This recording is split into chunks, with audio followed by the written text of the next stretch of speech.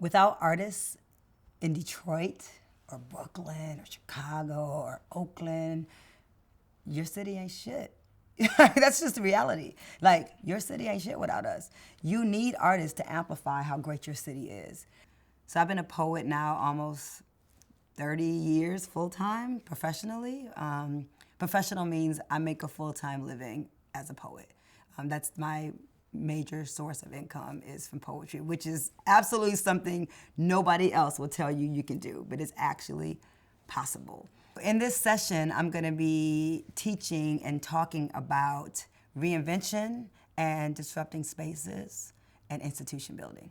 This is for those that want to push boundaries, but create space, void fill, and reinvent, and be the next, and create the next for the next generation. This is for educators. Educators need artists like me. We're to put in front of young people. It's important that students see artists that are alive, not just dead people in books, that we are living, breathing beings that create and exist today. This is for politicians who understand the purpose and the necessity for art inside schools. It's for everyone that wants to leave an impact on the world, that wants to touch a soul, that wants to change a life. I am Jessica Care Moore, and welcome to my class.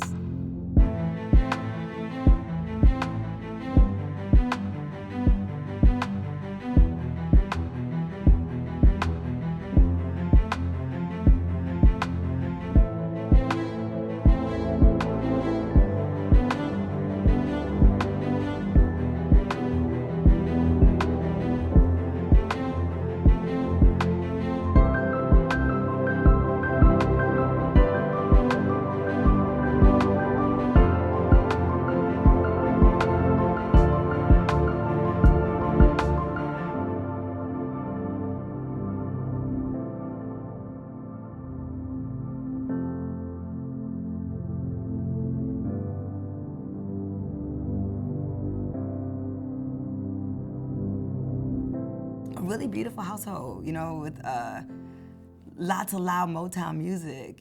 Gladys Knight, David Ruffin, The Temptations, that was the soundtrack of my existence. To be honest, you talk to other people and they say they grew up, their dad was like a big jazz head. Like my daddy wasn't really a jazz head. He was like a Motown man.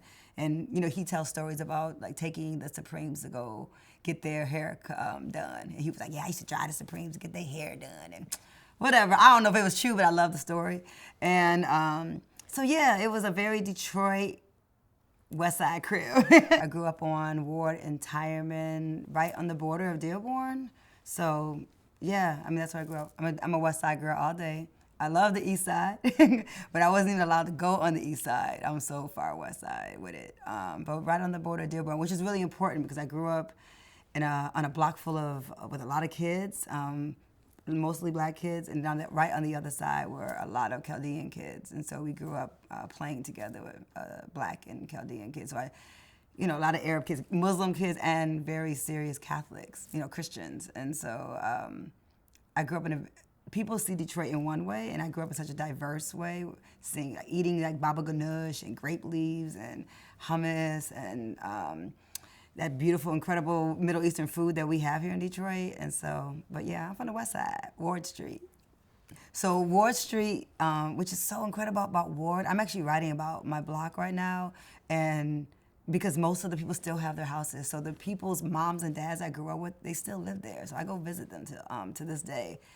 Ward Street, my house was 8139 Ward. No, wait, that was 80. It's just funny because I grew up in my cousin's house down the street too. That's 8139, that's 5 houses down. 8059 Ward was my house. And it was loud because I had brothers. And in my house was my 2 oldest brothers, Mark and Johnny, and my younger sister, Lisa. My daddy, who was a big, huge influence on my life, Tom Moore, and my mama, Irene. So my mother's from Canada, and my daddy's from Alabama. So we grew up with Cadillacs in the driveway that came in different colors, basketball court in the backyard. So I played ball. I had brothers, so I learned how to play basketball very early. And we were the house on the block, because I had brothers, that everybody came to. Everybody came to our house to play ball. So my daddy was loud, construction worker. My mother was quiet, worked at Michigan Bell, which was the phone company at the time. Didn't drive. You know, my daddy was like the domineering force in my house. Very patriarchal, very male. And so, which really shaped who I am too. So I was raised with a lot of male energy, in a protective kind of way. So nobody messed with me and my sister. Like we were the girls, the daughters. We were Mark and Johnny's sisters, so you didn't really step to us. So we never had any problems. If we had problems, they were at the Catholic school. I went to St. Alphonsus, which is all of us did. Which was very predominantly white and Catholic and Polish. And we were like, I was maybe like three black kids in that classroom. So I was quiet at school, but at home, I was loud and rambunctious, and my brothers were bullies and used to, pick me up by like my armpits, and we played like hide and seek and running bases, and we spent most of our time outside. I grew up literally outside on my block, and then you just go in the house to go to sleep because we weren't watching TV constantly. We weren't playing video games for 4 to 10 hours a day. So yeah, I grew up, I say like, we were post-riot babies. My brothers were born in the 60s, I was born in 71, and so it was like a real interesting time because it was sleepy times, kind of quiet. Nobody wasn't in the streets. I didn't see like organizing, but I knew my mother and father had come from that. And then like all the kids on our block grew up in each other's homes. So I grew up in the Taylor's house down the street. The Alexanders were next door. Arthur was across the street. I'm friends with these people to this day. And so at that time, like we all looked after each other. It was safe. But the house, my mother being from Canada, my mother was just in a house with a whole bunch of black people.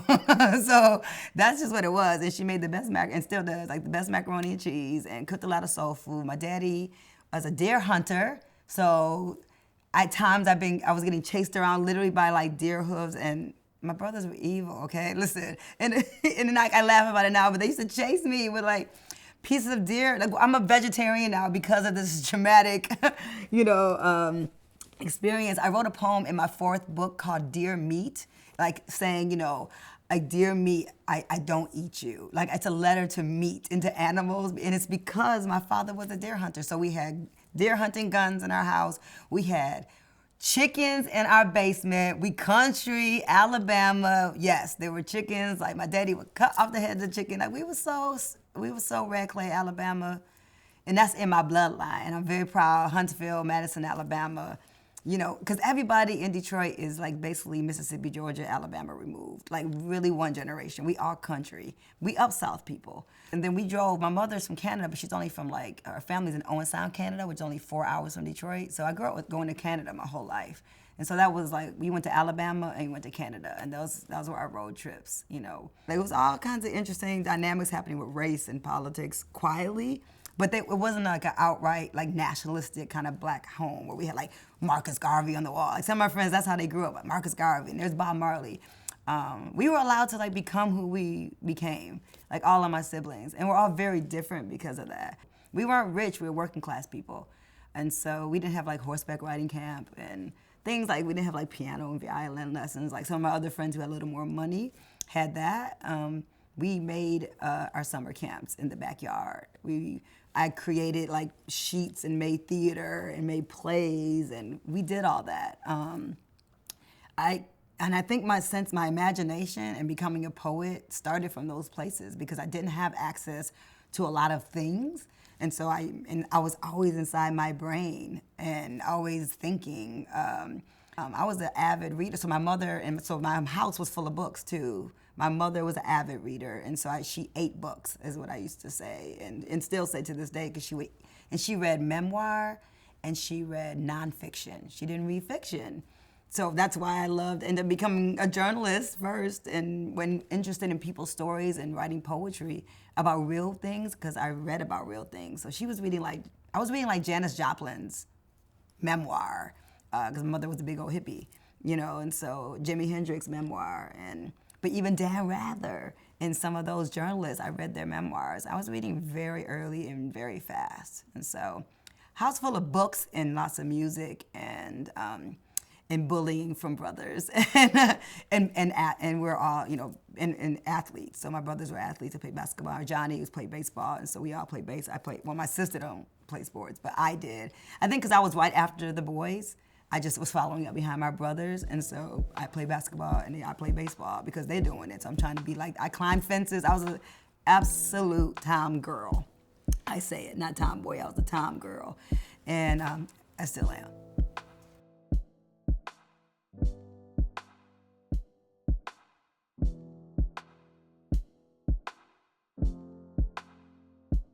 I started my journey of becoming a professional poet in a very non-traditional way. I started disrupting spaces. So growing up in Detroit, there were not a lot of places to read poems. So I started reading poetry in Detroit at places like hair shows, clubs like Floods, places where there was no poet performing anywhere. There were no open mics then. We have them now, but there are no spaces where a lot of poets gathered, except this one place called Pour Me Cafe, which was ran by a man named Tree, which was next to a hair salon. And so I started disrupting these spaces very early. I was a young voice in the hip hop scene in Detroit, so I came up with like Proof, Slum Village, D12, Eminem, that same time period where they were becoming who they are. And JD was one of my favorite, Jay Dilla.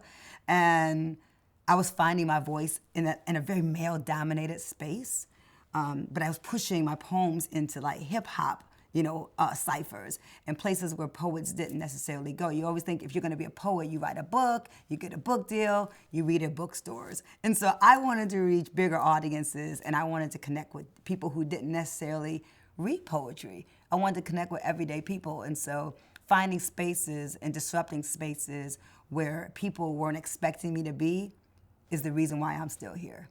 The first big space I disrupted in New York City when I decided to move there in 1995 was a very famous place called the Apollo Theater on 125th Street in Harlem.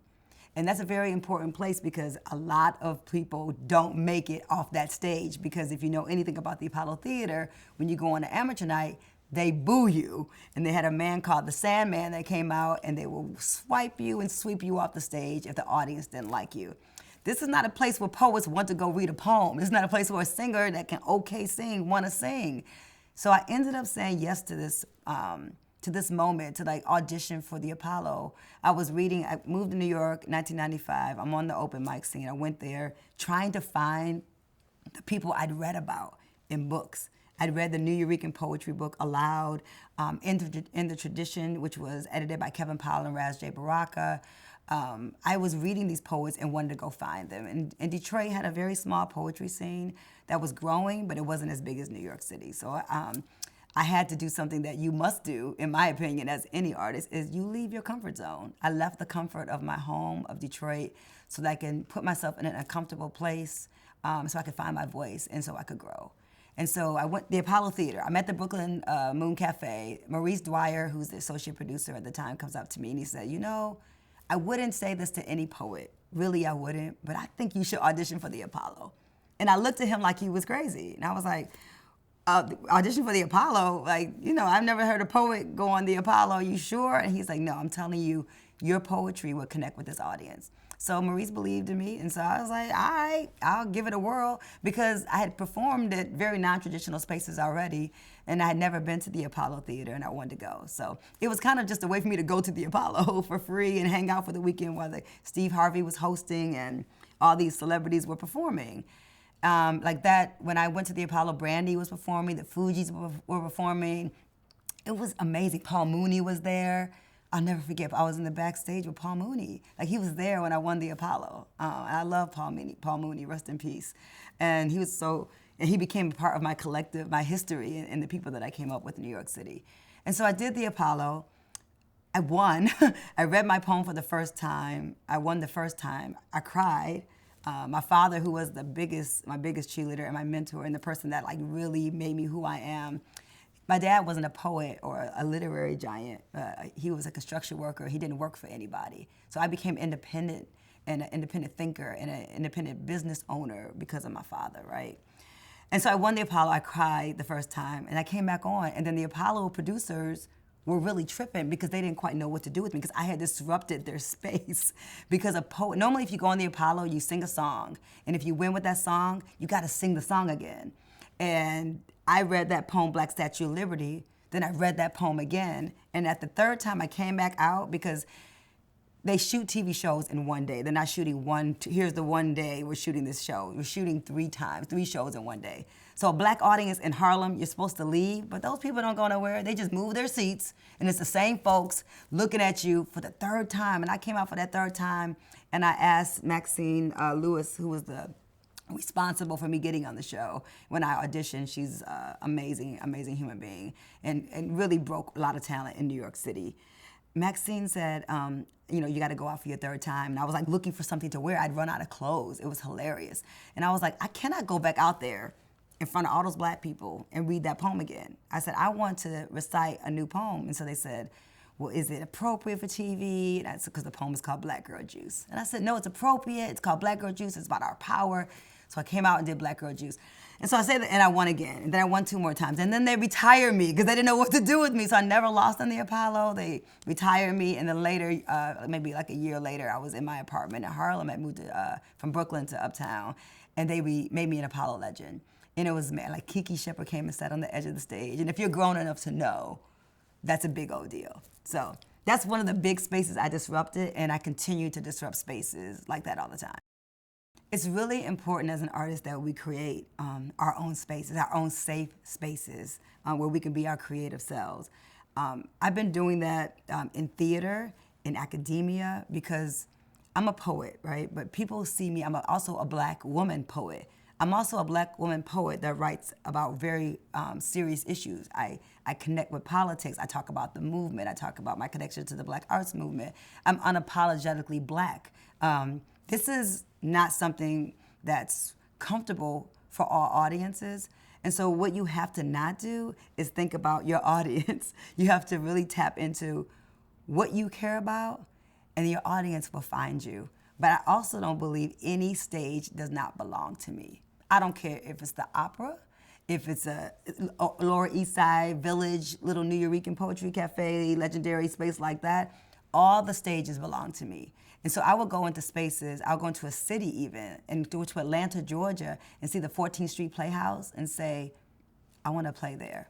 I want my name there on that marquee. I want to do my show there. And so I manifested things that way, and I used my imagination and my self-confidence to push myself into spaces that weren't always comfortable. Like, my audiences have not always looked like me. When I'm in Europe, I don't change my poems in London and Paris and Berlin. So being your authentic self and not changing for audiences is very important. But when I say disrupt spaces, I've had to, as a woman, disrupt very male-dominated hip-hop spaces. I had to do things that a male artist wouldn't have to do. I have to think about what I'm wearing. And so there was a certain time I got to a certain point as a woman artist. I was a young girl artist first, wearing big baggy t-shirts, hip-hop jeans, big Maurice Malone, type overalls, because I wanted to get the respect on the mic. And then I decided to walk into spaces when I got to New York City, and I became more confident as a woman artist, and I said, I'm gonna show up the way I wanna show up.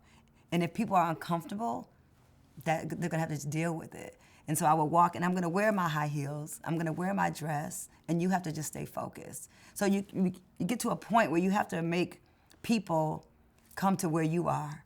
You don't change and contort yourself for other people so they can feel comfortable about who you are. So but my self-confidence, I had to work on myself.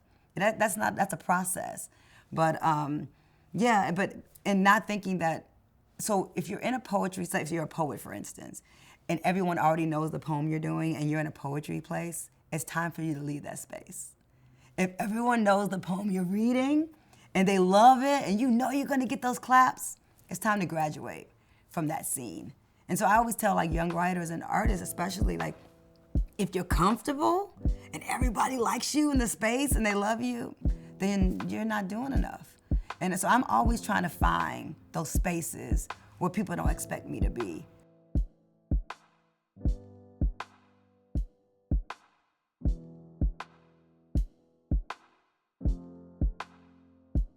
you have to decide who you are. No matter what field you're in, you decide, you name yourself. So I'm a poet, and I make people call me a poet. And just because I sound good, especially from white folks who haven't heard what a black poet sounds like. They haven't heard Nikki Giovanni. They haven't heard Sonia Sanchez or Audre Lorde or Ntozake Shange. They don't know that I come from a tradition of scholars and writers and essayists who sound good when they read poetry. So when they hear it, it doesn't sound like Walt Whitman. It doesn't sound like Shakespeare to them. It doesn't sound like T.S. Eliot, right? So that means it's something else, but it's not something else. We write in iambic pentameter. We write haiku. We're writing in structure, and with sound and elements, like what Gil Scott-Heron did with poems is what I do with poetry, what the last poets do with poems. But they're still poets, and they're still scholars. Shout out to Amiri Baraka, like, you know, one of the forefathers of the Black arts movement, who was my personal teacher. And I mean, talk about spaces. Like, so, you know, he looked at me in his house in Newark, New Jersey, and then said, you know, where you from, poet? Where you from? And so when, you know, poets like that ask you, you know, where you from, like, I have to really dig deep, because you have to keep reminding yourself on this journey of who the hell you are. Because people will try to tell you that this is where you belong, or you don't belong in this academic setting. So because I'm a poet that became famous in my world on national television. So after, which was a blessing and a curse, right? Because when you're famous from TV, nobody takes you serious. And I was so serious. I'm a very scholar. I'm a Naomi Long Magic poet. I'm a Broadside Press, Dudley Randall studied, crafted Detroit poet with all this Black institution building around me. So I came to New York I'm trying to connect with my tribe. I'm trying to learn. I'm trying to sharpen my sword. I was 22 doing that. I was taking myself very, very, very serious. When I went to New York in '95, I was trying to find a man named Reggie Gaines. Reggie Gaines was the poet that wrote the Tony Award-winning show, Bring the Noise, Bring the Funk, with Savion Glover, George C. Wolfe. I didn't want to meet George C. Wolfe. I didn't want to meet Savion Glover. Great, I saw him. I wanted to meet Reggie Gaines. And so my tutelage was journalism. So I was a poet and a writer and a journalist. I was working for the Daily Challenge when I won the Apollo. I was working for a Black newspaper out of Brooklyn. And so I called the Public Theater and said, I want to come and do a story on Bring the Noise, Bring the Funk. I did not want to do a story on Bring the Noise, Bring the Funk. I wanted to meet Reggie Gaines. So I lied my way into the Public Theater, got my little press credential, and I met Reggie Gaines. And he's my friend to this day, and I love Reggie. I learned so much from him, but he was important to me because when I was in 7th grade in Detroit, living on Evergreen in Plymouth, I saw this poet on Arsenio Hall. And he was doing a poem called Who Stole My Air Jordans? And I was like, there is a poet on Arsenio Hall. It rocked my world. And I wanted to meet Reggie Gaines, and he taught me so much about the business of poetry. And I was like, I want to be a poet that's putting poetry inside a tap dancer's feet. What's that? I wanted to do that. And so Reggie Gaines was disrupting space way before I was. And Black arts movement writers like Sonia Sanchez, who were teaching Paul Robeson, right? Teaching Paul Robeson and teaching Kwame Ture, teaching radical thinking and Black thought and politics and African-centered learning before there was such thing as an African Studies department. Like, we're privileged that we have that because the poets and writers did things, like disrupted these academic spaces that still to this day may not include a Amiri Baraka, may not include a Sonia Sanchez. So it's important for me, I say their names often, because if not for them, I wouldn't exist, you know? So while you're disrupting these spaces, right, and finding your voice, you've got to find your models. It's interesting because people will say, you know, I don't read or listen to this person because I don't want to be influenced. It's so important to be influenced. It's so important that you know what other people sound like so that you know that what you're doing is not that unique. You have to know that it's actually been done before. That's okay. You don't have to be the first person to have written a poem. I'm not the first Black woman poet to write a poem about being a Black woman poet. But I'm Jessica Kira Moore writing my perspective of being a Black woman poet, the way Nikki wrote hers, and Ntozake wrote hers. And so I'm in the tradition of somebody that came before me, and I'm carrying on with my own slant. But you gotta know, there was a sister that did a poem about ego tripping, like a young sister, and I came up to her, I said, you know, Nikki Giovanni already got that, baby. She did it. She got the t-shirt and the postcard on ego tripping. You gotta know who came before you so that you know that you're not doing it. You're like coming into a space thinking, you know, cocky, like you got something new. But no, baby, somebody did that like 30 years ago. You gotta find your mentors. You gotta find people who are better at the craft than you, or you're gonna stay stagnant. I stayed around people that were better than me. I listened to writers and poets that made me cry. And I was like, I wanna read a poem that'll make someone cry. Nikki Feeney, I'm just crying. Sonia Sanchez, I'm just crying. I wanna connect with people's souls and hearts that way. So you gotta find people that are doing what you love better. Like better than you could ever imagine, and then you find your own voice in it.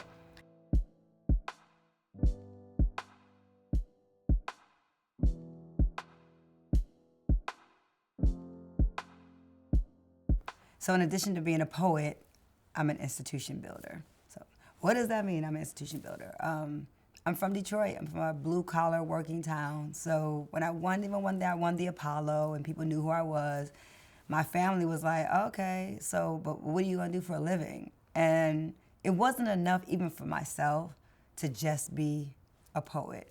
I wanted to build something around my art, to build an institution and a framework that would help not just feed my craft, but also help my peers. And so in 1997, in my apartment in Brooklyn, I called a couple of my friends. Tony Medina was one of them, who's an amazing, still award-winning poet. He's written, I don't know, at this point, probably 12 books of poetry. He's a professor at Howard University, one of my early mentors, and said, would you edit my manuscript? And so that became the beginning of me starting More Black Press. And I knew the importance of institution building because I was raised in Detroit with institution builders like Broadside Press. I also knew, I'm a Coleman A. Young baby, so I knew black mayors, I knew black schools and city council people, and even black policing. Like, I saw black people in spaces that made decisions. And I also knew that if I relied just on mainstream white publishing houses, I may not ever get published. And so I got turned down too. So just so we're clear, it's not just magical. I won the Apollo. I had two of the baddest literary agents in the city, in the country. Faye Childs and Marie Brown were both interested in me. I went with Faye Childs. And I got turned down by a lot of literary houses. And I was 23 at the time. And I knew I had an audience. I had done my first tour in the UK with Paul Beatty, an amazing novelist and writer who I admired. So I knew that I could sell something to these people that when I'm doing these readings, they wanted my book afterwards. So I created More Black Press. My friend Akil, these are my friends, all right? These are like my people. My boy Akil made my logo. My friend Tyron helped me do layout. We were doing something called PageMaker, which is showing my age, but we were doing PageMaker. I learned that at Michigan State University. So in my journalism courses, how to lay out and do a little design. And I created a publishing house in my one-bedroom apartment in Fort Greene, Brooklyn, with my friends who were also just artists on the scene. So you have to create a team around your work. That's what I was doing. I didn't know what it was called, but I was creating this team around this publishing house. And like, how do you make a publishing house? Like, I didn't go to school for publishing. So I thought about the people that I knew, and I called Baba Haki Madabuti, the publisher and owner of, who's from Detroit originally, but in Chicago, he's very well known for Third World Press. One of the biggest black-owned publishing houses in the world is in Chicago, Illinois. And he became one of my mentors. And I asked him questions. I called Kwame Alexander, who's very well known now in the young adult readers market, but at that time was just an independent publisher doing something called Just Words Publishing. And I asked him, how do I find a printer? And that's why I started working with Paul Coates in Black Classic Press. They did the first run of my first book, The Words Don't Fit in My Mouth, was with Paul Coates, who is a very famous son. And I've been friends with him for many, many years. And so I learned about offset printing versus digital printing. I did the work. And then everyone wasn't Googling everything then. I had to like go and do research, read inside books about publishing. I knew that I needed to get an ISBN number. I knew I needed to get a barcode, because if you need a barcode, if you're going to be at a store, if you make a book and it doesn't have a barcode, the store won't take it. So I had to learn that. Naomi Law Magic, who's one of my mentors in in Detroit as a young girl told me, if you ever do a book, make sure the book has a perfect bind. So a perfect bind is just make sure it's that. You don't want to do a chapbook. You want a book in stores that has a pretty, beautiful cover that people will be drawn into, and make sure you have a good editor. It can't be your mama, because she thinks you're the best. It can't be your sister, your best friend. It has to be people who are better than you, who you believe would tell you the truth and give you good feedback on your work. So I started this publishing house. I was, 24 or something like that. More Black Press. My first book, The Words Don't Fit in My Mouth, sold 20,000 copies. That's considered a bestseller today as a poet. And so I got my first distribution deal with Baker and Taylor. Now, how did I get a distribution deal? I had one book. Nobody gets a distribution deal, but it's because I've been on the Apollo, and people were going to, at that time, Barnes & Noble and Borders, there were lots of stores then, and saying, we want that poetry from that book from that girl from the Apollo, the girl with the braids. And so when I marketed my first book signing, I wrote my own press release because I had been a journalism student at Michigan State and Wayne State University. So I used my journalism skills. I wrote a press release. I pretended like it wasn't me. I pretended like I was my own publicist. So whatever name was on there, I put the phone number in the email. Maybe it was an email, maybe it was just a phone number then. And I said, Jessica Care-Moore, the girl from the Apollo, the one with the braids. Like, I used it so people would know I was the girl from the Apollo and I had a book. And that became write-ups in Essence magazine. I packed out places that I was just reading on open mics now became places where I was doing book signings. And so that's how I began my institution building. And I did it right with the people that were around me. So my first author was a really great poet named Saul Williams, who's now super famous, one of my peers. He's a filmmaker now. He has a film called Neptune Frost that's in theaters all over. And so Saul Williams was like, that was 1998 when Saul walked over to my Brooklyn apartment and said, let's make you the Hakeem Adabuti of our generation. And I was like, I don't know about that, but I'll publish your book. So I took my money from my gigs, right? And that's how I started More Black Press.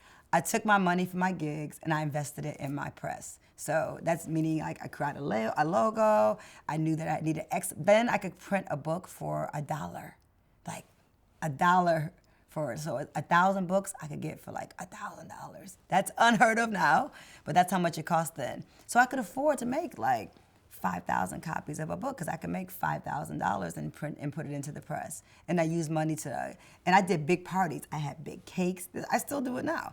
I put the book on top of the cake. I used my journalism skills and I used my ability to do like a little marketing. And I didn't know what branding was. Nobody was using the word branding, but I learned how to brand More Black Press. And I used my name, More, M-O-R-R, it's a great last name. Black, because I wanted to publish Black poets. And then I was a press, so More Black Press made sense. And the logo is a woman with an afro holding her book up to the heavens. And it said, representing legacy since 1971. So this is me very serious in my 20s, but taking on another author was what made me an institution builder. Not publishing my own book, but publishing Saul Williams' first book. And me and Saul didn't realize how important that was until we were much older. We're like, that was really something very special. Because Saul became very well known for a film called Slam and got very well known. And so he wanted to give all his books away. So this is when I became the businesswoman. I'm like, you can't give your books to Ali Sheedy. She can buy the books though. And so learning how to pay royalties and learning how to say this is the percentage that you get. And it was just a really great experience. And so that's how I became an institution builder. More Black Press has been around for quite some time now. I published Raz Baraka's book, who's now the mayor of Newark, New Jersey, Black Girls Learn Love Hard. Asha Bandeli, incredible poet, novelist. I published her books, The Subtle Art of Breathing. And I just continue to publish writers and poets over the years. I'm in a different space now with More Black Press because what you will learn that when you are taking care of other people in institution building, it does take away from your craft and your own work. And so that's a reality, is that to balance it all is not easy. So when I moved back to Detroit in 2000 and end of 2006, early 2007, I decided to take a break from More Black Press and that I would write more books. And so I wrote my third book when I came home, God Is Not an American. And then right away, a year or two later, I wrote Sound Like the Bullet Holes. My fourth book came out. I was determined to create my body of work and not give to the point that I was not focusing on my craft. Interesting enough, one of my dear friends and a mentor of mine, Walter Mosley, very famous writer, mystery writer, filmmaker, told me years ago to stop publishing people and to focus on my writing, to get up at 3 in the morning every morning and write novels. And I haven't quite gotten to listening to him yet. I'm still working on it, but he never leaves me. So when people give you gems like that, you take them. And so Walter Mosley, my novels are coming. I have to get my son to college first because this work takes brain space. And we weren't saying words like self-care when I was coming up. That didn't exist. You just work. And I'm a workhorse. Like you can out-poet me, you can't outwork me. My work ethic, being from Detroit and having the hustle I have in me, that's why I'm still here. So institution building is important because nobody was publishing my work. Nobody was gonna publish Saul's work.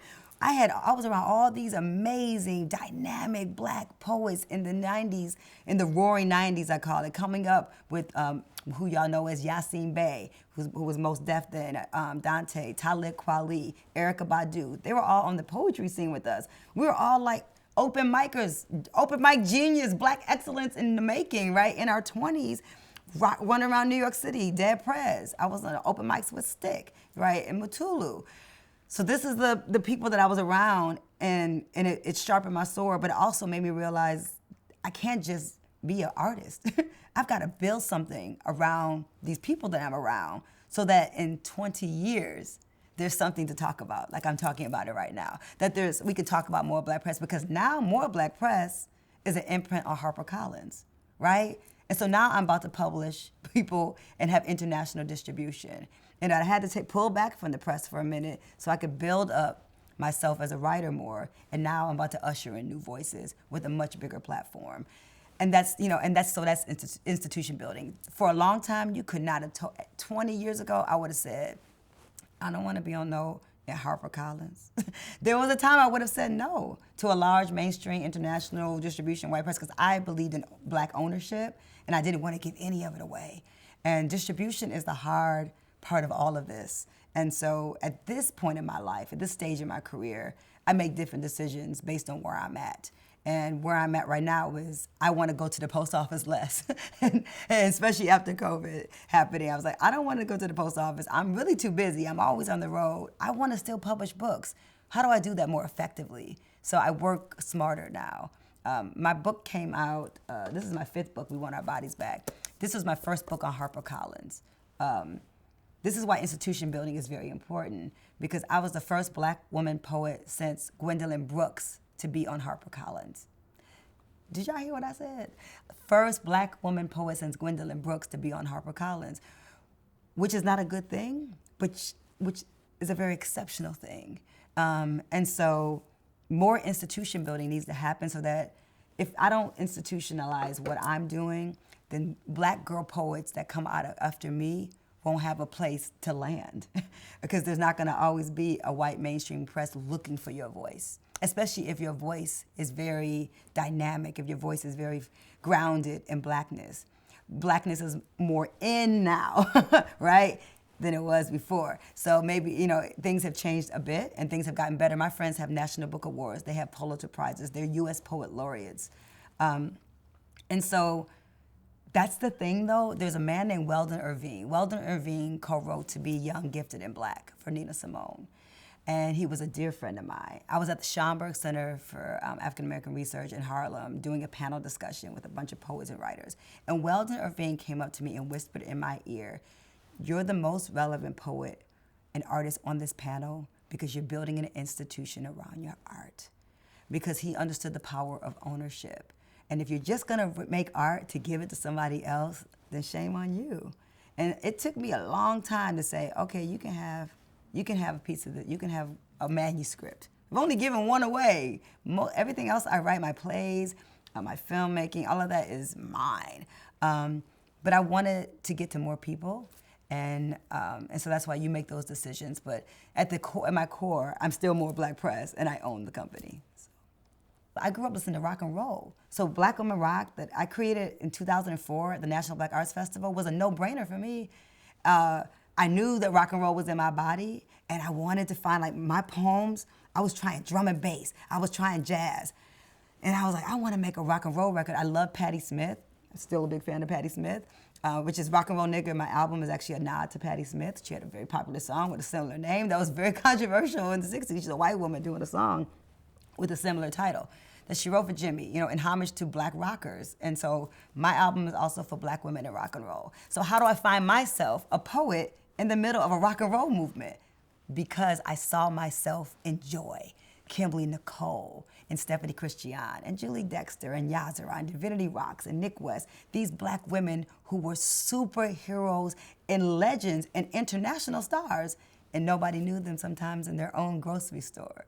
And so I was like, that's me. I was like, I'm a writer and poet that goes to Berlin or South Africa and has my poems on billboards, and then I'm back at home and I'm not getting work here. So that's the lives of some of these black women who are just under the radar, but are excellent at what they do. Everyone steals from us. We are the creators of culture. They take a little bit of us and they put it inside some other girl, one girl, and they make her the star. But truly, there's hundreds and hundreds and hundreds of black women who play rock and roll.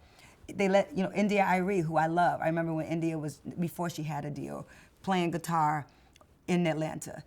Do you think India Arie is the only black girl that plays guitar and sings beautiful folk music and beautiful soulful songs? Of course not. But they pick the ones and they say, this is the one.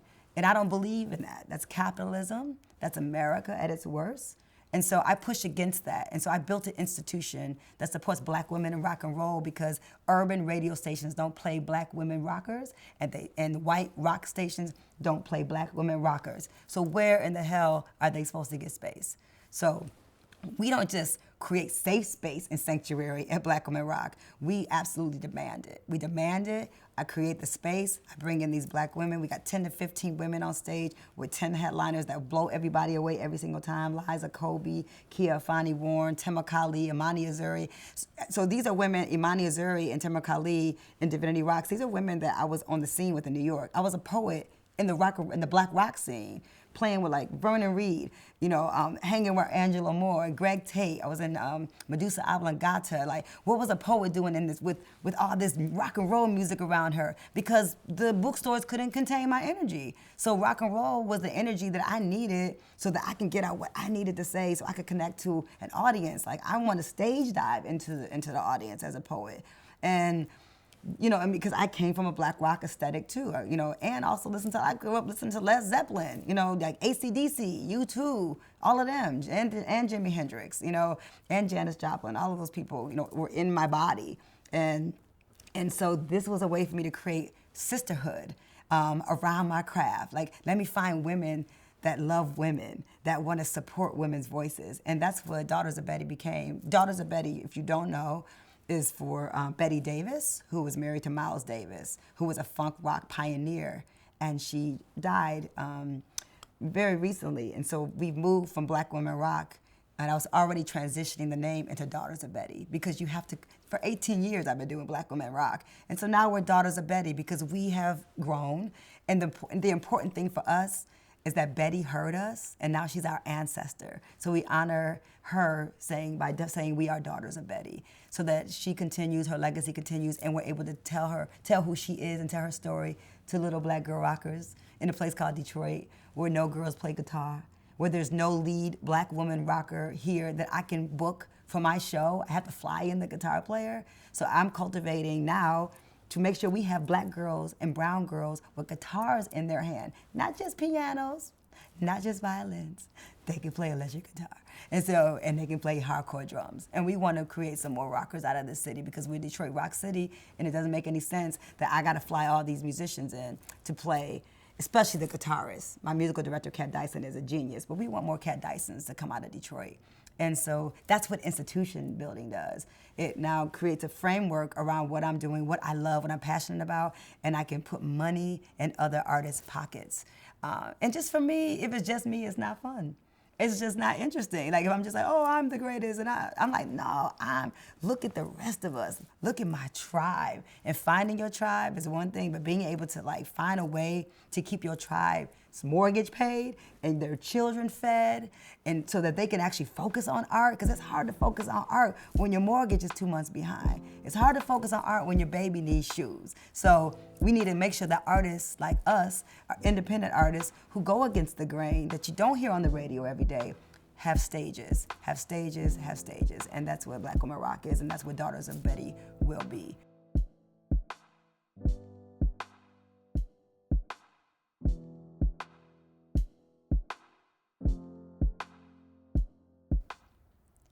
So when you're doing things that other people haven't done, and you're doing it in a big way and you're doing it well, there's always gonna be somebody that has an opinion about it.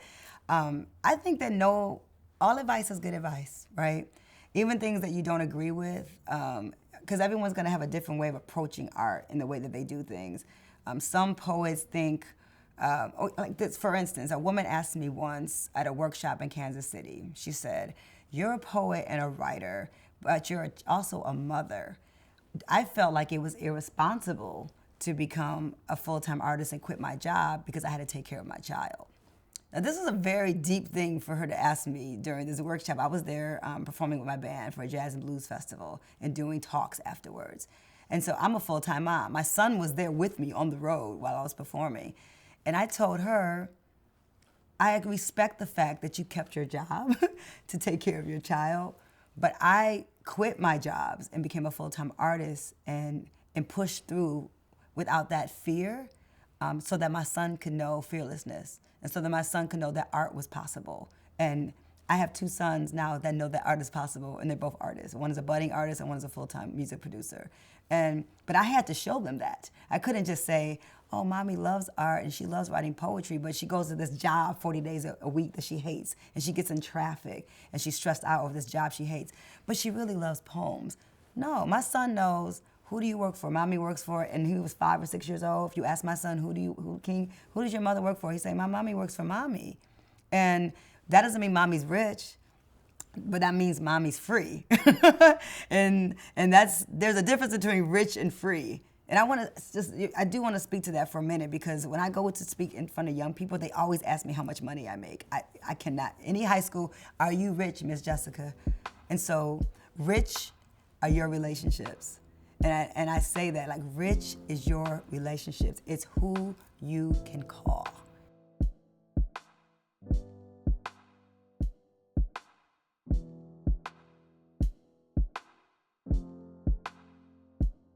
So my album, Black Tea, The Legend of Jesse James, that was put out by Talib Kweli in 2015, has a really amazing jazz legend on it named Roy Ayers. If you know jazz, you know soul music, you know Roy Ayers. Everybody loves the sunshine, right? Very famous song. So I was rocking with Roy on many stages, and so when I put my album out, which was a dedication to Gil Scott-Heron, I would have asked Gil had he been alive. But Roy Ayers was one on my list, and I called him. So rich is your relationships. Rich is that I can call Roy Ayers without any money to afford Roy Ayers and say, will you play vibes on this record? And him to say, baby girl, send me the track. Yeah, I got you. I'll send you. Yeah, I'll play on your record. You can't put a dollar amount on what that means to me as an artist, to be able to call an artist of that level, a legend in his field, and him to say yes so quickly. And so when you're thinking about what success is in your field, if you're the writer, poet, whatever you're doing, success isn't like how much money you make. It's how free you are. And how do you get free, right? And has been my goal, is to stay free as an artist. Free from people telling me what to write, free from telling me what to wear as a woman, how I should show up. That freedom is, my poems, bought my house, and poems put gas in my car, and poems put me on planes, and poems take me on vacation, right? But the best thing I have is my ability to do what I want to do and say what I want to say without anyone telling me how to do it. So my point about being rich, right, and defining success is definitely not by your bank account. It's capitalism versus institution building. I'm much more an institution builder than I am a capitalist. I need money to function, but it's not what propels me. And the hardest thing for me to write is to write when somebody is paying me to write. I know that sounds crazy, but commissions, which I do get commissions more than I used to when I was younger, a younger poet.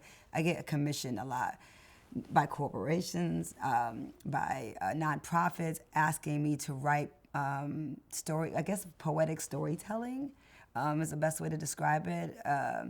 Corporate storytelling, and it's a fine line with that. So you have to decide, is it worth it? And I have definitely turned down corporate money because it wasn't in line with my spirit. I didn't feel good about it, and I wasn't inspired. And if I'm not inspired, I can't write anyway. So I have to be excited about whatever I'm writing about. But yeah, rich is your relationships. Rich is who you can call. Rich is who you can. Rich is that person that would tell you the truth. Like, is this poem good? Like, I really need to know, is my writing getting better? Because if people are constantly clapping for you, it really can work against you.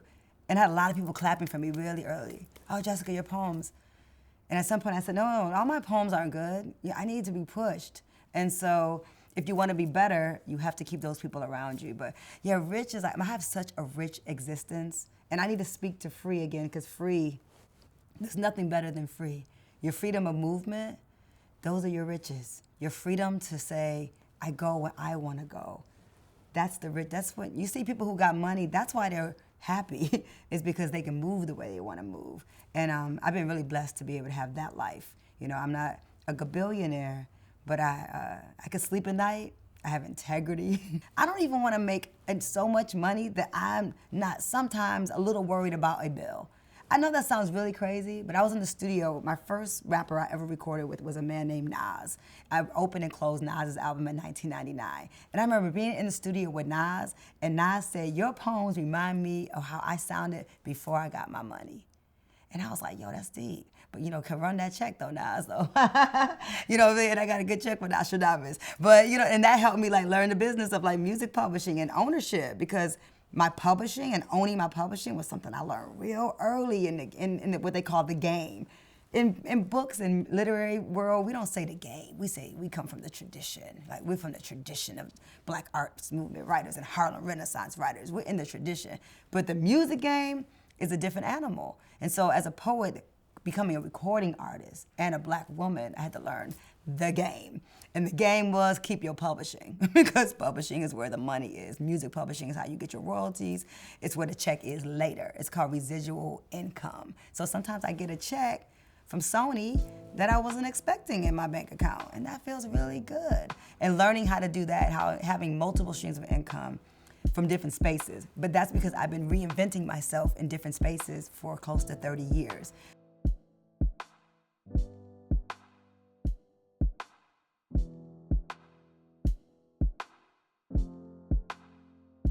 Yeah, I'm a poet, but I do jazz and blues. And so now I can perform at the Blue Note. So making a jazz soul record opened up jazz spaces. Now I'm on jazz, I'm satellite radio, I'm getting played on jazz and soul record stations, on satellite radio stations. That wasn't gonna happen if I just wrote books. And so, but pushing myself into the music industry. So now I'm a recording artist. I'm on Nas's album. So now Lupe Fiasco, when I meet him, he's like, oh, I know who you are, because you was on Nas' album. So now people who wouldn't have seen me on the Apollo now know me from Nas. So that's 99. And then I decided, well, I want to do theater. I want to be in theater spaces. I want to write plays. Like Intozaki wrote for Color Girls. I want to write like her. So in order to become a playwright, guess what I had to do? I had to write a play. And then I had to go to a theater, and I didn't wait for someone to come and get me. I'm a playwright now. I went into the New Year weekend. I said, I got a play, and I want to produce it here. So I became a theater producer by producing my own work. I didn't wait for Broadway to come get me and find me and be discovered. I discovered myself, and I decided that I was going to be a playwright and that I was going to launch this. And every skill I had, from journalism to press releasing to knowing how to figure out how to brand and market, having a good sense of communication skills, I knew I could get people in seats. So I knew how to produce theater in New York City. And a city like New York, where New York is a very big place to talk about. I'm coming from Detroit, and I'm in my 20s, and I produce theater now, and I write plays. So how do you become a playwright? You write a play. How do you become a theater producer? You produce some theater. You want to write a book? How do you become an author? You got to write a book. I've written my first screenplay. I've produced my first film. I'm an executive producer of a feature film. So I don't see any, when it comes, so now I was just to say I'm a poet at my core, but I'm absolutely an artist. And I'm absolutely a void filler. And if you're not a void filler, what are you doing? Like, if you're not building a legacy, I mean, when I was only 22, I put More Black Press, representing legacy since 1971. At that age, I knew legacy meant everything. It's because it's not about what you're doing right now. It's about what they're gonna say when you're gone. Who gonna get it? What am I leaving behind? So that you can have something to do with what I get. Here's what I did. Now you go and do something better than me.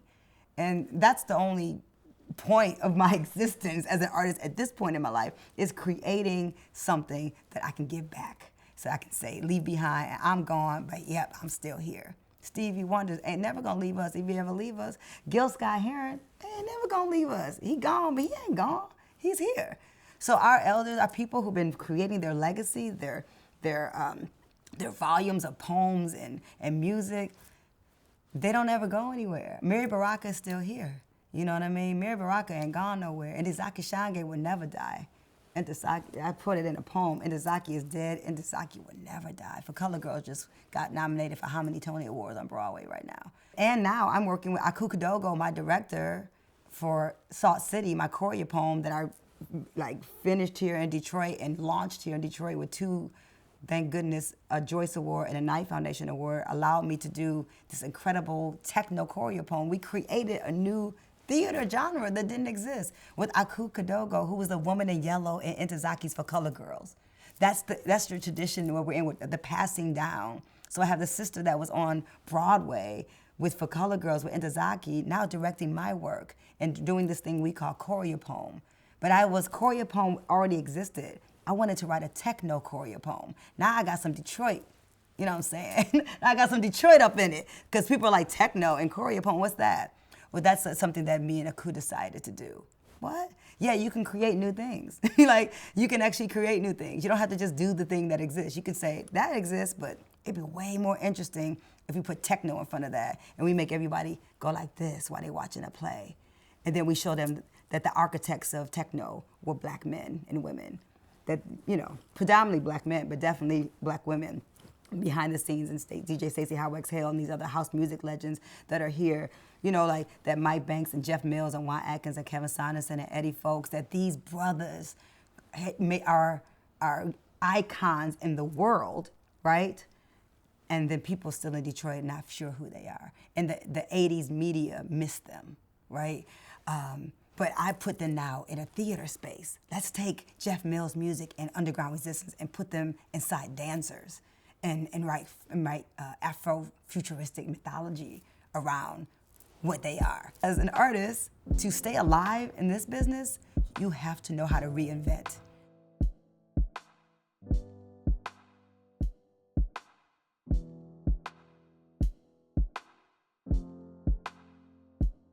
So a big space that I've rattled up is putting my voice inside of techno. And I align myself with underground resistance. Mike Banks is one of my dear friends and became a mentor to me because Mike Banks was also an institution builder. And out of all the techno legends that we have, he's one of the ones, Carl Craig, another one, that doesn't have to live here, but lives here. And I love Mike because he has Submerge Records and he has the building, the Techno Museum in Detroit, that's right up the street, east of Grand Boulevard, up the street from the Motown Museum, where you have this historical marker where a lot of techno legends, became who they are.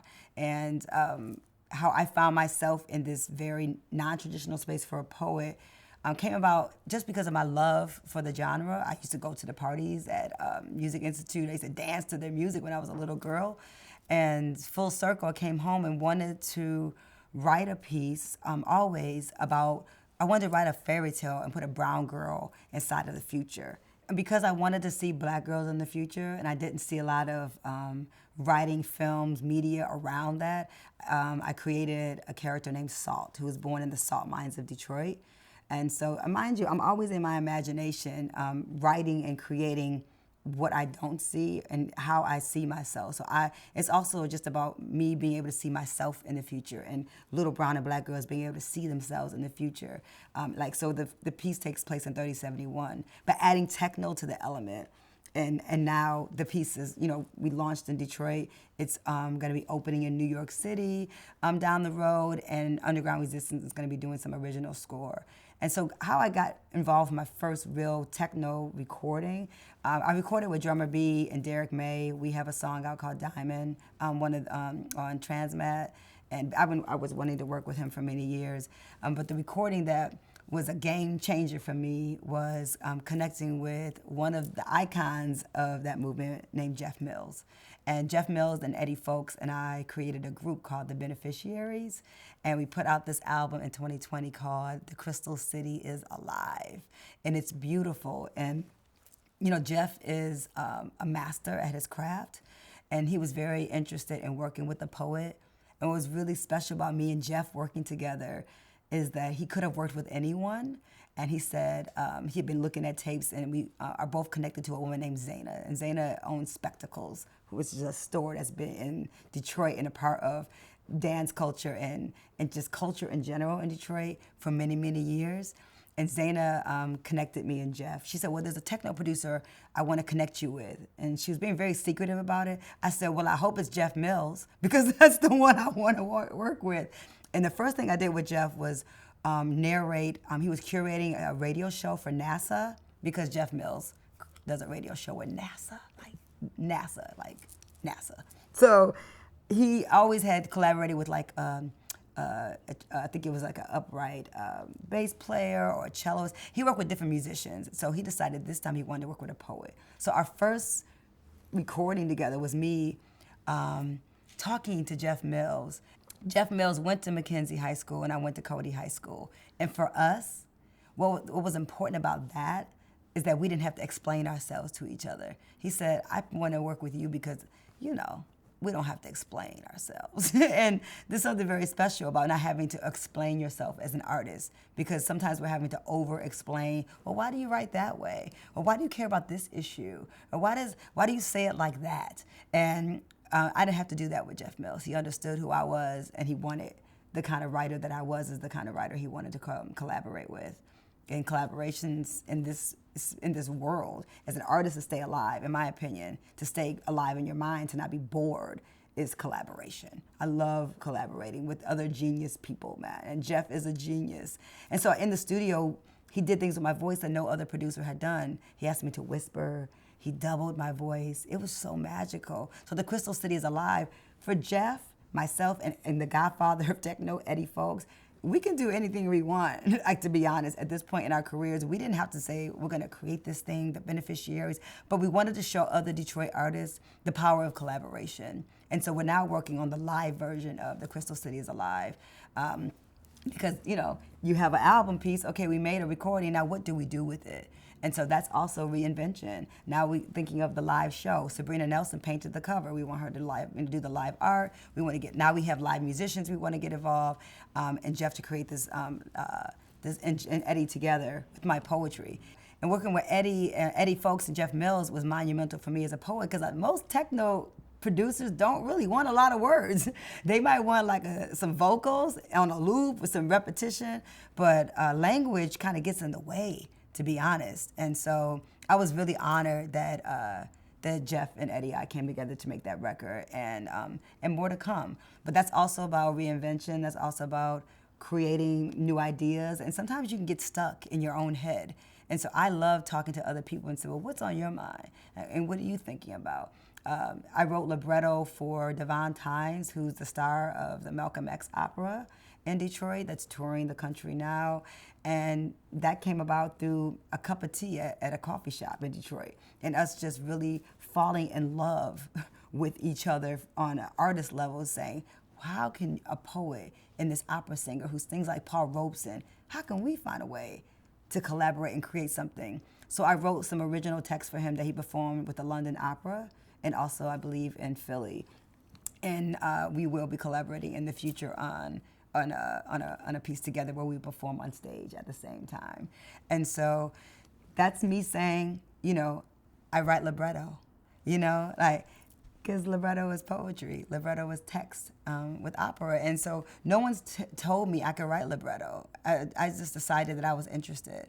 And I'm always interested in pushing boundaries. Such a Wild Beauty is a show composed by Deshaun Jones, one of my collaborators, my saxophonist, that we created with Kisma Jordan, who does, you know, opera soul, and Idea. We're both vocalists on this very experimental work that's coming to the DSO, the Cube, in the future. So really excited to be showing people what can happen with poetry when you mix poems with opera and lots of strings. So it's a beautiful string and piano. We have Aya on harp. And so that's coming. And so no limits, you know what I mean, to where poems can go. And I'm still a poet that can go inside of a bookstore and do a poetry reading and a book signing. But I want to be in the opera house, and I want to be on techno stages. And I want techno choreoboom to be a movement, you know, but I have to decide that. Maybe the people in movement haven't thought about theater at movement. And so I'm always interested in talking to people who produce things and say, well, have you ever thought about doing it this way? And because of that, I'm a full-time artist. And I, you know, have to remind myself, even when people don't understand what they can do with you, I get me. I am my greatest resource. Like, you can have all these people around you, but you are your greatest resource. That you don't know anything. No one knows you better than you. No one knows what you're capable of better than you. And so I always remind myself of who I am and what I'm capable of. When people tell me the limitations of where I can go, poems can't get on the radio, I'm working on getting poems on the radio. Poems can't get Grammys, we just won a spoken word Grammy. Finally, the Grammys. My brother Jay Ivy in Chicago, we've been fighting to get spoken word and poets on a category that we don't have to compete with Barack Obama and Don Cheadle for our Grammy. Because respectfully, they don't do what we do. So now we have our own Grammy category. And just now, you know, so that was years in the making. So that's another push through. As an artist, you're gonna have to continue to do that. Unless you're just an artist that's filling in, you know, you don't wanna be mediocre. You don't wanna just, you know, be a cabinet in the kitchen. You wanna actually shake up some things. You wanna rattle some bones. You want people to think. You wanna push against the mainstream and tackle hard topics. And I do that. And there's lots of things to tackle in this country right now, and I'm doing it with my work.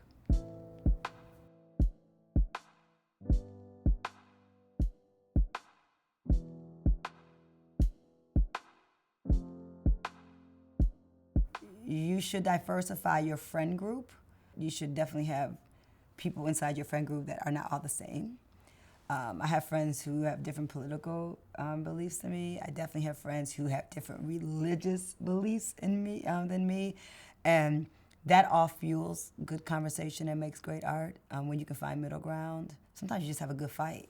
If you have the ability to travel, get out of here. Like, please get out of here.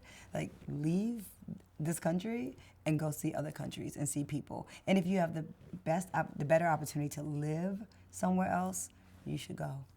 Residencies are very important. Residencies. Black artists don't do residencies enough but I'd have white artist friends. That's all these motherfuckers do. They do residencies and then they go to another residency. They do residencies. Some of that is because of white privilege, that their parents have lots of money, so they don't have the same level of bills or whatever. They have the financial freedom to have a year to go do residencies. I never thought residencies for me because I've been a mom. I was an earth mom before I was a birth mom. So I've been mothering my entire adult life.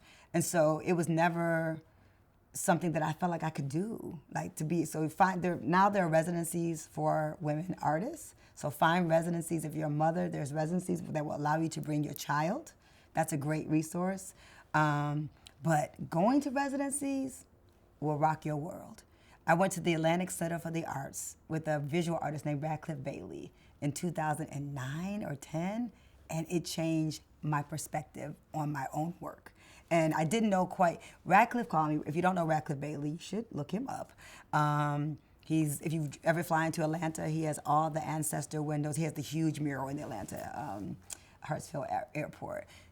Very amazing artist and sought after. Lives in the southwest area of Atlanta.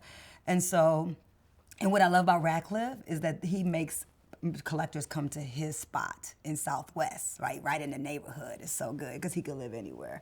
But Radcliffe's been very important to me because he asked me to come do this residency. And it's the Atlantic Center of the Arts is in New Smyrna, Florida. Had never been there. And I was like, why am I? It was a 3-week residency. My son King was only, I think he was 5. I had never been away from my son before for 3 weeks. So it was a really hard decision. And Radcliffe was like, apply for this residency. So this is Radcliffe Bailey. He's a visual artist. What you want me to do? What am I applying for? I applied. So Radcliffe brought me and 6 other painters, visual artists. I'm not a painter, but he brought me with these other visual artists. Then 7 Daniel, who's my friend to this day, DBR, Daniel Bernard Romain, DBR, a very famous violinist that's played with Lady Gaga and everybody else. He was the lead master composer. Then they bring a master writer, and I forgot who the master writer was, but he was fresh too. So 3 master artists. I'm a student of Radcliffe Bailey. I'm a poet and writer. What am I doing in this space? It took me about 3 days to kind of get comfortable. I started doing I did some gesso on a piece of loose canvas. I was like, what am I doing here? These artists were like architects. They were like building things and stenciling and doing resin. And I was like, I don't belong here. Then Radcliffe took me thrifting, which is what a lot of artists do. We went thrifting, went to the thrift store, and we're thrifting. And I'm thrifting, and I found this lamp with this woman, a black woman with an afro who was in pieces, in arms, whatever, but she used to had a light piece on the top of her head. And I looked at that, I said, I want this. And Radcliffe almost fought me for it. And I was like, no, I got it. I saw it first, I want it. So I got that, then I got some netting, and then got all this stuff, and we went back to the art library. And he said, open these books, I want to show you these books. So he's showing me all these amazing artists that work with language into objects, who do sculpture with language. And I was looking at it and I was going crazy. And I was like, Radcliffe, I'm a conceptual artist. He said, I know. I was just waiting for you to find it. And I went from being very unsure of myself at this residency, and I'm a queen of collaboration, so I was collaborating with Luke Aaron Clark, this fine white British boy that was playing the piano and singing songs. I'm sitting on his piano, he's singing my poems. I could figure that out, right? I'm working with DBR, he's a violinist, I'm doing poems to his violin. I can do all of that. There's another writer there, I forgot Kim's last name, but we did a collaboration too inside of a box she built, and I wrote the monologue. Okay. But what am I doing with the visual artists? I went to the biggest studio on the complex, and I took over the sculpture studio, and I built my first conceptual art installation around this sculpture that I glued back together, that I named Yemaya. And at the residency, I had an afro at the time, and she looked like me. And the flowers that she had looked like the flowers on my grandma picture, the one picture I have of my grandmother. And I took the palm leaves from the grounds and put palm leaves all over the walls. And I did political broadsides. And it was just, I went crazy as an artist. I was like given permission to completely be uncomfortable and outside of what I thought I could do. And I made my first painting, and it was really bananas because my Uncle Graham, who's passed away now, who lived in Canada, had been to New Smyrna, Florida. And it was because so he started talking to me about New Smyrna and Canada. I started thinking about my mother. I was missing my son.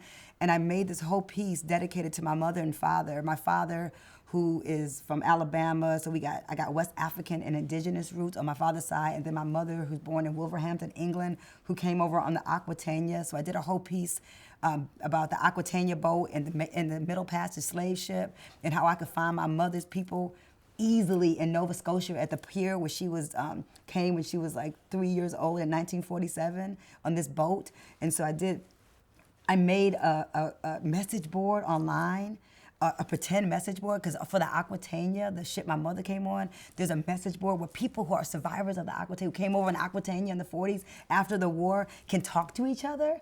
And I was like, well, what if there was a message board for the Middle Passage? What if we could find a way to find our people on this message board and find our ancestors? And so I did this because I gave myself permission One, to not feel guilty about leaving my son. I'm about to cry about leaving my baby for 3 weeks. I was so, we didn't have iPhones with FaceTime.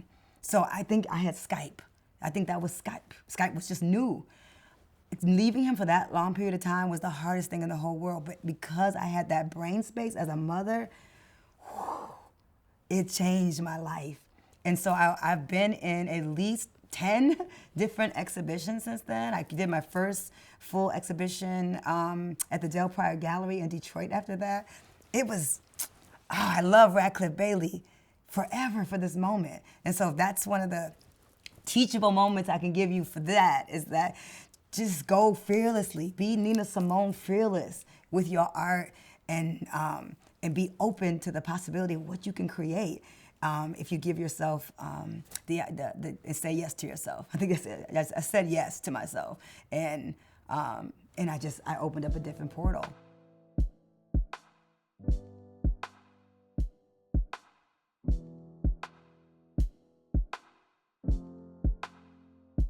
The best healthcare, for sure, is really taking care of yourself. And they didn't have words like self-care when I was coming up. So I do self-care. I make sure that I'm taking care of my body, that I'm moving my body, if I'm just going to dance, or I'm taking a nice, beautiful Epsom salt bath, and taking breaks, and taking vacations. I believe in all these things. When I was without kids and young, I had no insurance. To be honest, like most of my friends in New York City, we didn't have health insurance. Before Obamacare, a lot of grown artists that I know had to pay to go to the dentist. They had to pay to go to the doctor. They had bills because they couldn't pay doctor bills, or they didn't have health coverage at all and still don't. So for me, healthcare became, I'm not eating meat anymore. Healthcare became, I'm gonna drink water, I'm gonna exercise. So a part of me taking care of myself as an artist began, I gotta take care of my body, and I gotta not get sick. And it became a survival tactic. During COVID, when people started talking about apple cider vinegar and vitamin D and B, and these are things that might raise my son on already. These are all things that were already in my house. I'd have to run to the store to get these things that people were talking about. I became in Brooklyn, I got to know a woman named Queen Afua. So I started learning Supernova Slime. Like I was a part of that New York scene that was, like we were checking into poetry, but we're also checking into our health, because most of us didn't have healthcare, so we literally could not get sick. And you have to find, so you can't eat at Burger King and McDonald's if you don't want to get sick. You can't eat fast food all the time. You have to learn how to cook. And so some of it has just been about saying as healthy as possible. When Obamacare came into effect, I got health care. I think it was my first time like really having health care was with Obamacare. As much people are talking about they hated it, I was very grateful for it. And so and then it's one thing when you're taking care of yourself, now you're taking care of children.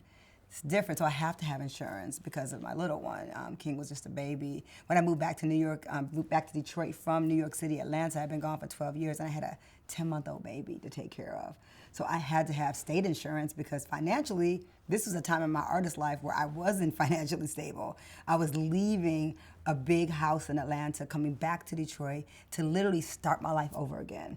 And it's deep because these harsh things that will happen to you along the way, these obstacles, are so important for your art. And the time, it was a very, what my friend Mike Banks called a very coarse moment in my life, but it has been one of the most rewarding experiences of my life. And I propelled into my future after this very hard moment where I felt, if you talked to me at that moment, when I was 119 pounds and underweight and nursing my baby and not sure where I was getting my next gig and leaving a marriage and coming back to Detroit after 12 years of being in New York and Atlanta and traveling all over the world and coming back home and saying, where are the full-time artists? Where are the people that make money here doing what I do? And I couldn't really find too many. And that was a problem for me. And I think it made me stay. You know, I was like, well, this has to be fixed. Like, we need more artists that are working here. I know there's talent here, but most of the artists that I was meeting were like great musicians, but they were on the road, and most of the time, not really here, like creating here. And so that was a big, deep thing for me. But so healthcare also like just self-care, healthcare, mental health. Taking care of your mental health is important too, making sure you're emotionally stable. And so there was times where I have ups and downs in those spaces, and I've had to like pick myself back up and redefine and remember and go back and say, Jessica, this is who you are. And like King was like maybe a year old when Susan Taylor from Essence Magazine, who's a friend now, called me to do, it was the second anniversary of Hurricane Katrina, and I had just come back home. I lived in my mom's house for like 6 months before I got my apartment at the Lofts at Merchant Road downtown, which is a very expensive place to live, mind you. But here I am, right, with my air mattress, and and my son had a room because he was a baby, he had his little kid room at this overpriced loft on Woodward when it wasn't fly to live down there. I lived down there before everybody else did. It wasn't like popping the way it is now, right? And the reason why I did that, and it's really, I need to say this, because the reason why I did that is because someone I love said to me, don't you think you're living above your means? And so we're talking about money, right? You're living above your means. What are you doing in that expensive loft? You've just left a marriage. You're financially in disarray. Did I have health care? I probably had state health care at that point. I said everyone around me lives below their potential. So I have to live in this loft to remind myself of who I am, and I need to pay $1,400 a month right now so I can make sure that I make that much money. If I go somewhere where I'm paying $700 a month, or I go live up in my mama's house for a year, yeah, maybe that's more comfortable, but I don't do comfortable well. I needed to make sure I was uncomfortable so that I would have to work hard to make sure I made the money to take care of my son. And that's exactly what the hell I did. And I wanted to have my nervous breakdown in style. And the Lofts at Merchant Road had valet parking for my Honda at the time. So there's that. Because I was coming from Georgia and I didn't want to be cold and I didn't want to deal with snow, so they have valet parking. So it was a win-win. And so you decide how you have your nervous breakdowns. You decide how you create, how you get past these obstacles. You decide in your imagination what your life is going to look like and how you're going to fix even the hard moments. Don't require those other people, those naysayers, or people to tell you to go get a job. Don't you have to, you be the responsible mother. You need to go. I'm like, go get a job doing what? Like at that point, I've been a full-time writer and poet and performance artist for 12 years. What am I about to do? I'm about to do me. I'm about to be who I am. And no one else was pouring that into me. No one else except me was telling myself that. And so when Susan Taylor called me and said, come to the second anniversary of Hurricane Katrina, I didn't really have any money. But King was a lap child at that time, and I was able to afford the hotel, and I think they got my plane ticket. So I went, and I sat there by the Mississippi River, and I wrote this beautiful poem for Hurricane Katrina that would end up in my book, God Is Not an American, that I wrote when I came home. And Hakeem Adabuti would write the foreword to it. And Mike Eric Dyson would put a beautiful blurb on it, because rich is your relationships, and I can call Mike Eric Dyson and he can blurb my book. Like that's, you know what I mean? Like when you take care, you don't burn enough bridges, when you're in moments like that, you can reach to people, in that world, and they'll reach back. But I wrote that poem, and Susan Taylor, who was there? Hill Harper was there, Angie Stone was there, and Yanya Van Zant was there. One of I think one of Malcolm's daughters was there. It was amazing. And I wrote the poem and I read it. And I was like, I didn't have a lot of money, but it was for me a reaffirming of who I was in the world and a reminder of who I was as a poet and writer and as an activist. And so that became my journey, like really back to myself and putting my feet like firmly in the place that I'm in. To be the poet that Susan Taylor would call. So I'm not a local poet because Susan Taylor ain't calling local poets. Susan Taylor is calling poets with a specific voice and gift and talent that can get people excited in New Orleans after their homes been taken out in the Ninth Ward, who can articulate for people on that level. That's who she called. And I had to remember that was me. And that meant something. My experience having to go to the welfare office, the DHS office in Detroit, I didn't grow up on welfare, but to have to humble myself because I'm prideful and I don't ask anybody for anything. And I'll never be hungry in Detroit with my family and my friends here, but I don't like asking for help. And so my son, I'm nursing my son, I'm 119 pounds. My girlfriend was like, you need to go get a bridge card. But I wasn't hungry. It's just that I was nursing my baby and I was stressed out. So my baby King got all the nutrients and mommy was left like with stress.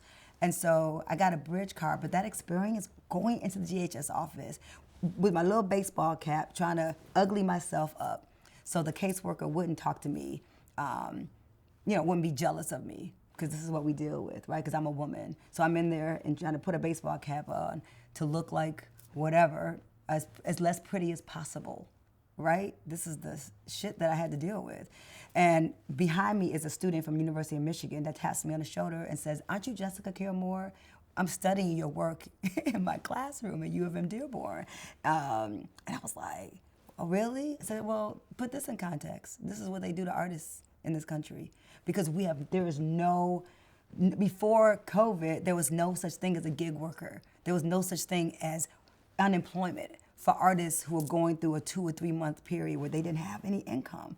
But in places like Australia, you get unemployment when you have a slow period as an artist. But because artists are so disrespected in this country, and especially unless you're like, an international artist that's like a pop artist, right? You're Michael Jackson, and we love Prince, and we like those big names. But I'm talking about working class, blue collar, independent, foot to the ground, grinding ass, cultural, incredible artists who care about the people in the community. Those artists, when they have slow months, December and January, those are mine, by the way, November, December, January. I'd be like, don't call me in Black History Month. Call me in November, December, and January. That's when I need the gigs. February, March, and April, I'm overbooked.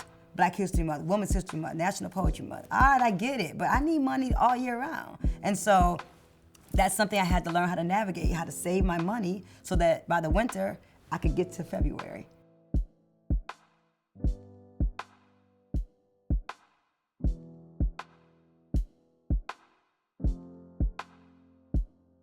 Without artists in Detroit or Brooklyn or Chicago or Oakland, your city ain't shit. That's just the reality. Like, your city ain't shit without us. You need artists to amplify how great your city is. So if I'm in Detroit and you ain't hollering at me to write a poem to help amplify the city, then you're not doing your job. Me or somebody, you need to be funding composers. You need to be cultivating young art inside our schools. Hi, politicians, hi, city council, hi, mayors and governors. We need black box theaters in all schools. We need artists in residence in all high schools. We need artists in residence in elementary schools. Like, this is what we need so that I don't have to go, these students shouldn't have to find me. Every little girl in the city of Detroit should already be being taught my work. My book should be in the schools. I'm a Detroit, born and raised artist, and we have so many musicians and poets and writers and visual artists in this city where we should be bursting out of our seams with talent. And they're here, but we're being underused. Philanthropy, give us the money. Some of us, like myself, have a 501c3.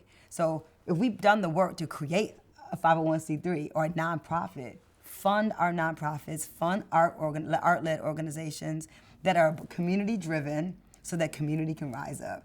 There are artists in the neighborhoods. There are artists in the neighborhoods. They're not just downtown. They're not just in the new gentrified neighborhoods. They are in the hood. We have creators and artists and genius waiting to happen. Politicians, Detroit for many years didn't have, like I was in New York, we had a Bureau of Cultural Affairs. We didn't have anything like that. We had an entertainment commission. I don't know how much or what they did ever. I know I wasn't on it. That's a problem in itself. And so we don't need more commissions or organizations with titles. We need funding. And artists, we need funding for housing. Like, artists need money for loft space. We need space to create.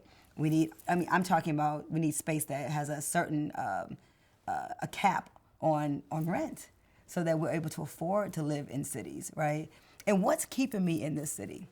And understanding the importance. When I was asked to move here, move the world, which ended up making a huge impact way beyond it being like a pitch to get Amazon to come, which I didn't care about Amazon coming here. Yeah, when I was asked by my friend Stephen McGee to do Move Here, Move the World, I didn't know who I was writing for, whatever. He said, can you write a beautiful piece with this idea of Detroit and movement? So I wrote the piece, he loved it, and then he told me that it was who was paying for it. And then I realized who I needed to invoice, and it was great. And so, but what was more important about that, because Madonna shared that piece, which was crazy. And I got so many DMs and people talking to me, people who moved away from Detroit, who said, God, you made me miss my city. Oh, you remember what I love about Detroit. And that was the most important thing that I did with Move Here, Move the World, is that I touched people who no longer lived here, who were in the world doing great things, and made them want to come home and wanted them to come visit their hometown again. I wrote a piece for Visit Detroit. So I'm grateful. I'm grateful to these organizations that reach out. But there's no better voice for a city than the best artists in the city. So tap into your poets, your writers, your painters, your musicians, your dancers, and help them show off the city. Don't give some corporate marketing, branding company the money. Give it to the artists, because nobody can storytell better than us. Nobody can exemplify the beauty of the city better than an artist.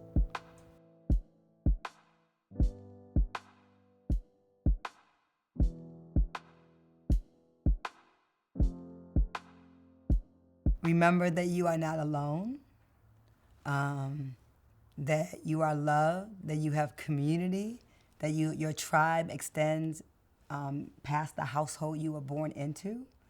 Your tribe is vast, is international. Never stop learning. Don't ever stop learning. Read everything by the Black Arts Movement writers. Get Razor. It's essays by Amiri Baraka. If you need some insight on what kind of artist you need to be right now, right? In this America that is literally eating itself. We always are graduating. It's always your year. That's what I want to say. Because people will tell you when you've made a great accomplishment, oh, Jessica, this is your year. No, every year is your year.